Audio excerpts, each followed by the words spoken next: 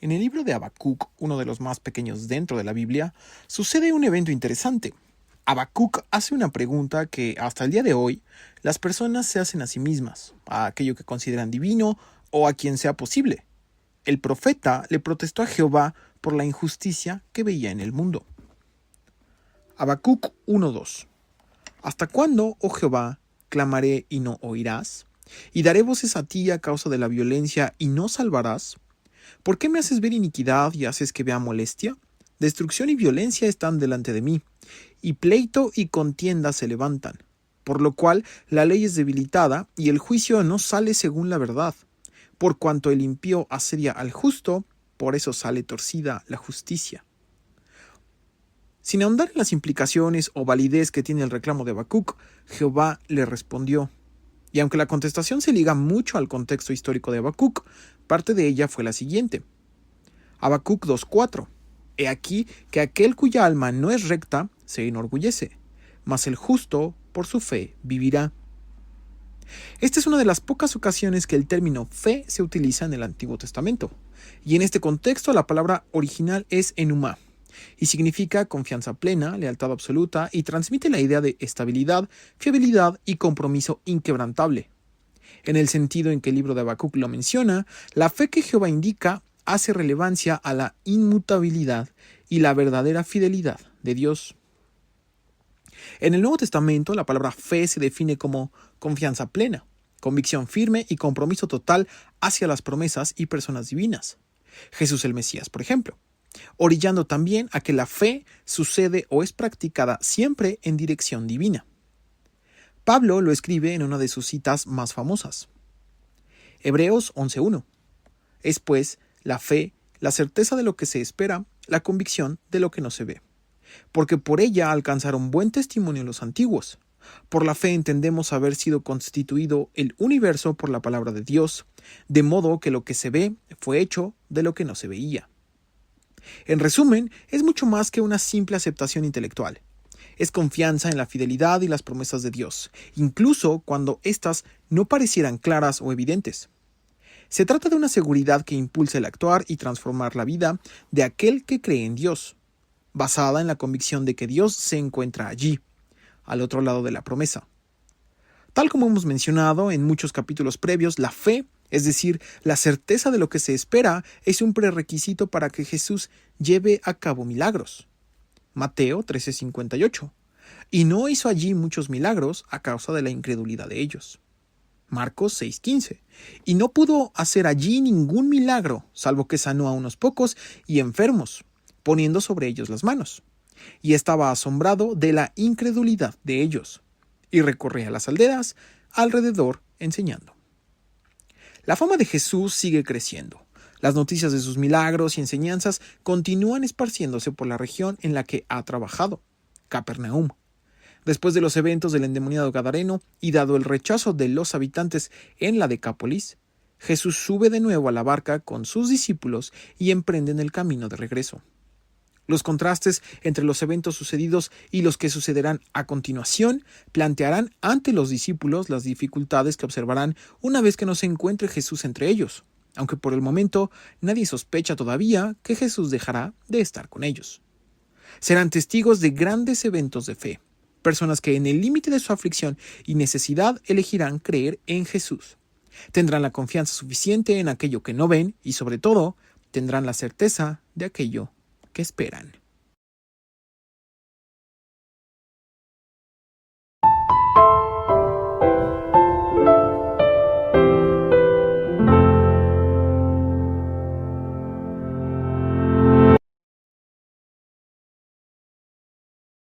Marcos 5:21.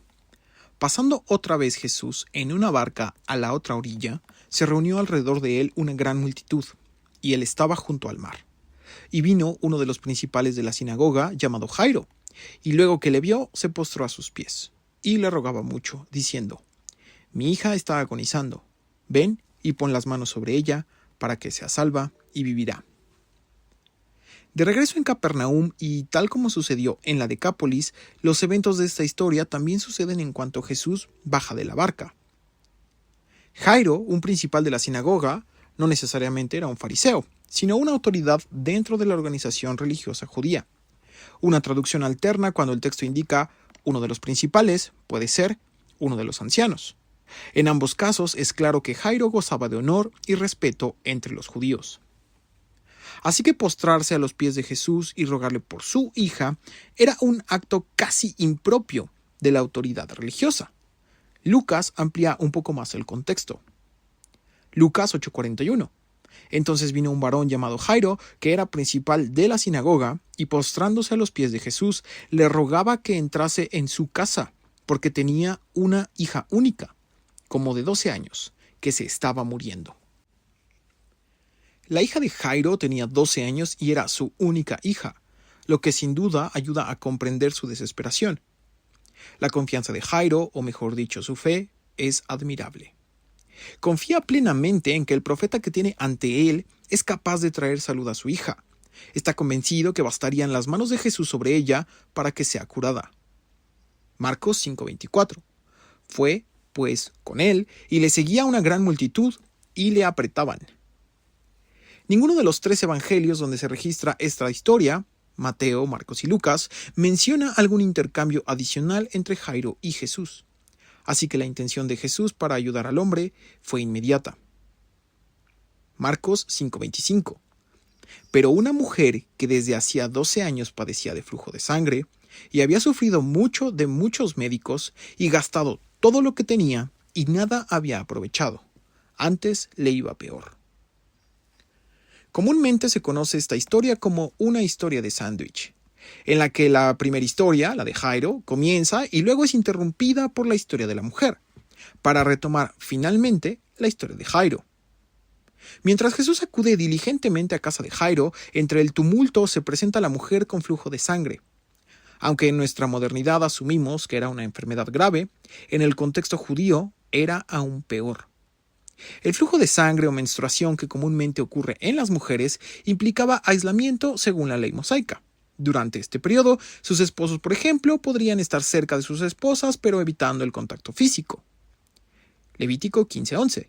Y todo aquel a quien tocare el que tiene flujo, y no lavare con agua sus manos, lavará sus vestidos, y asimismo se lavará con agua, y será inmundo hasta la noche. Pero tal como indica la historia de la mujer que tocó el manto de Jesús, desde hacía 12 años padecía de flujo, lo que significa que durante 12 años no había tenido contacto real, mucho menos físico, con las personas a su alrededor, situación para la que también existía legislación.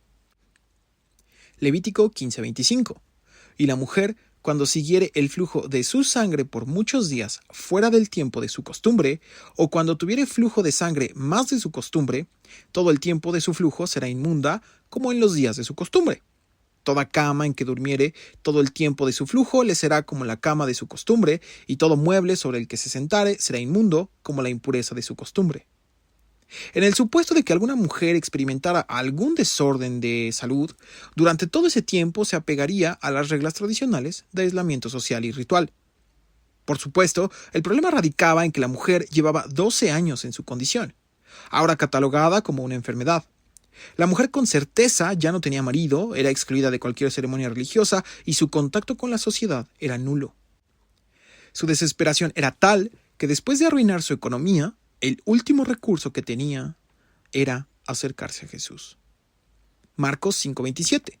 Cuando oyó hablar de Jesús, vino por detrás entre la multitud y tocó su manto, porque decía, si tocare tan solamente su manto, seré salva. El temor de la mujer es claro. No puede interactuar a causa de su vergüenza frontalmente con Jesús, así que lo hizo por sus espaldas, para no ser vista. Aunque el texto no lo indica, es casi seguro que también lo hizo cubierta del rostro. Porque, aunque no le era ilícito salir de su casa, todo aquel que tuviera contacto con ella necesitaría pasar por el proceso necesario para ser ceremonialmente limpio. Así que si alguien la veía fuera de su casa, de inmediato la evitarían. Su desesperación y miedo eran muchos, pero su fe era aún más grande. Fácilmente podríamos llamar a la mujer supersticiosa, por creer que el manto de Jesús, y no Jesús mismo, podrían sanarla. Y la idea sería correcta. Pero con mucho más certeza podríamos hablar de la seguridad que tenía, confiando que solo por tocar el manto de Jesús podría liberarse de su enfermedad. Marcos 5:30. Luego Jesús, conociendo en sí mismo el poder que había salido de él, volviéndose a la multitud, dijo: ¿Quién ha tocado mis vestidos? Sus discípulos le dijeron: ¿Ves que la multitud te aprieta y dices: ¿Quién me ha tocado? Pero él miraba alrededor para ver quién había hecho esto. Jesús, sabiendo que la mujer ha tocado su manto, fingió confusión y no saber. Pero lo que buscaba Jesús era, en primer lugar, que la mujer se rebelara por lo que había hecho, no para regañarla o evidenciarla, sino para mostrarle ante todos que había sido sana. Marcos 5:33. Entonces la mujer, temiendo y temblando, sabiendo lo que en ella había sido hecho, vino y se postró delante de él, y le dijo toda la verdad. Y él le dijo: Hija, tu fe te ha hecho salva. Ve en paz y queda sana de tu azote. El temor de la mujer permanece. Aún así, confiesa su acto, no porque fuera malo, pero ineludiblemente creía que había algo incorrecto en la manera en que habían sucedido las cosas. Con la atención de todos, Jesús deja absolutamente claro que la mujer ya no es impura, que al ser sana puede reintegrarse a la sociedad. La mujer y Jesús necesitaban que fuera público el milagro. Es decir, todo el pueblo sabía que tenía años enferma y ningún remedio había funcionado. Si su confesión hubiera sido: toqué a escondidas a Jesús y fui sana, muy probablemente nadie le habría creído. Por eso fue necesaria la intervención de Jesús, para decirle a la mujer que el milagro no había sucedido por tocar su manto, sino porque Jesús conocía su fe, y que su fe la había hecho salva en primer lugar y luego sana. Marcos 5:35. Mientras él aún hablaba, vinieron de casa del principal de la sinagoga diciendo: Tu hija ha muerto, ¿para qué molestas más al maestro? Mientras sucedió el evento de la mujer, Jairo estaba presente. El milagro de sanidad había ocurrido, pero no en su hija.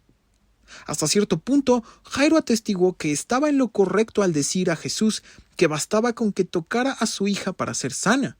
Así que cuando recibió la noticia de su muerte, muy probablemente se estremeció él y su fe. ¿Cómo podría ser sana su hija si ya estaba muerta? Marcos 5:36.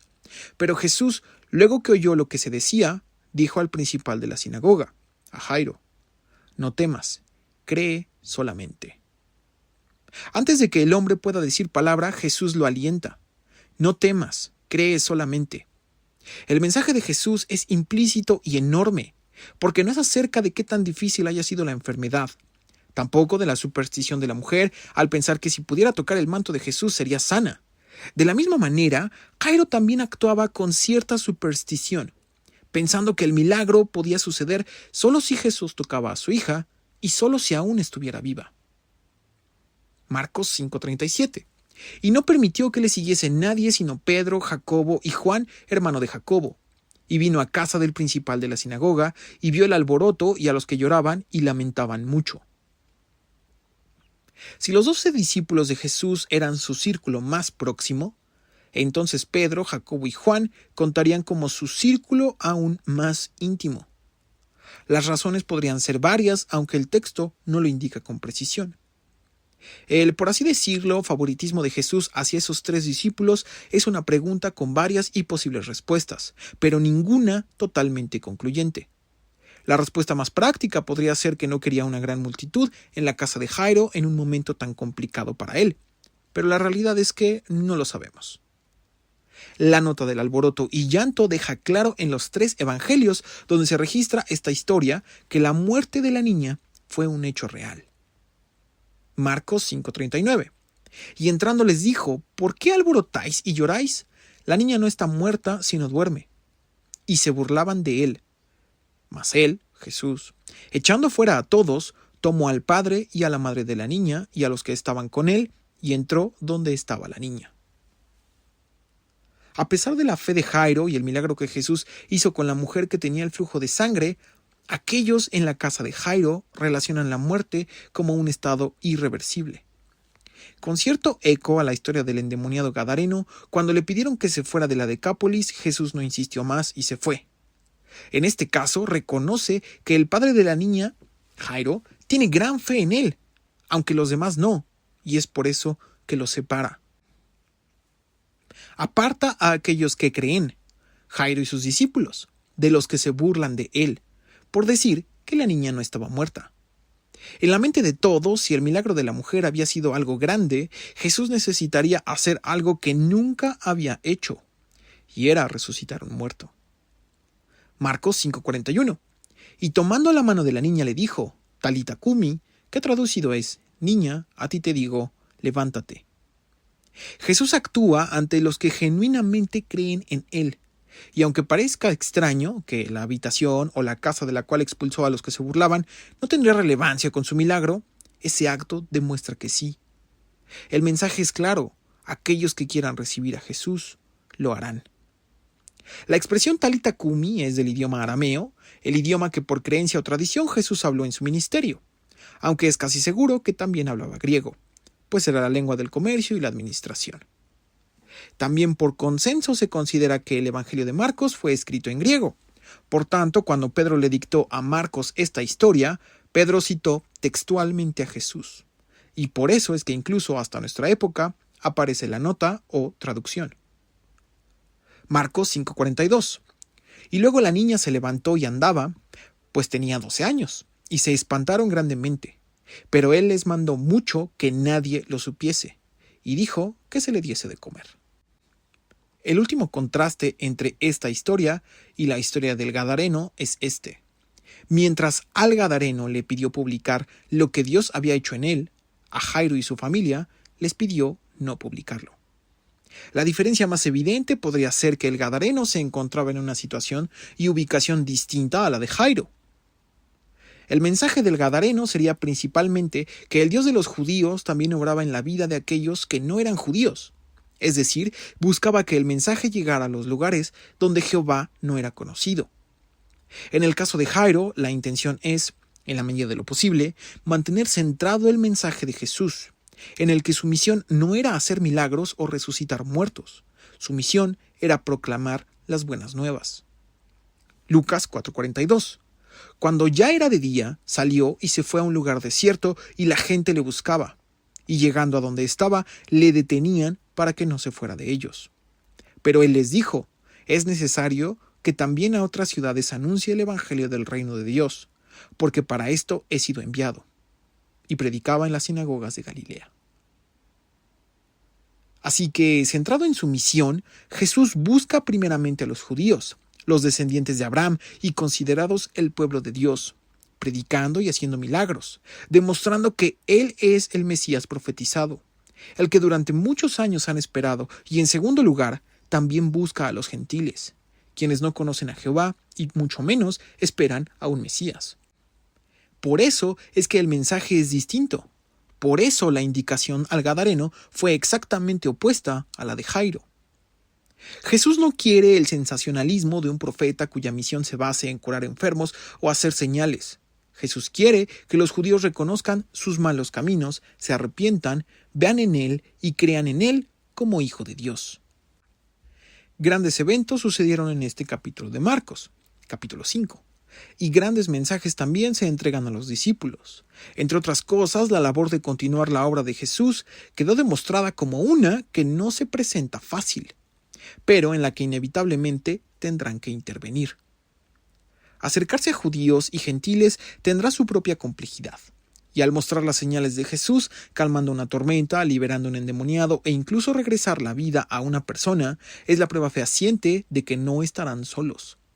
Dios los acompañará en su misión. En el proceso, sus ideas que generalmente excluían a las personas no judías comienzan a ser sustituidas por la idea de Jesús, de que el reino de Dios ha llegado. Y ese reino no es exclusivo de una etnia o pueblo específico, es para todos. Por tanto, Dios envió primeramente a Jesús a predicar las buenas nuevas, y una vez que Jesús no esté entre sus discípulos, ahora serán ellos los enviados de Jesús. Esa última idea se desarrolla a lo largo de toda la narrativa de los evangelios, pero será declarada con precisión hasta que Jesús haya muerto y resucitado. Juan 20:21. Entonces Jesús les dijo otra vez, paz a vosotros. Como me envió el Padre, así también yo os envío.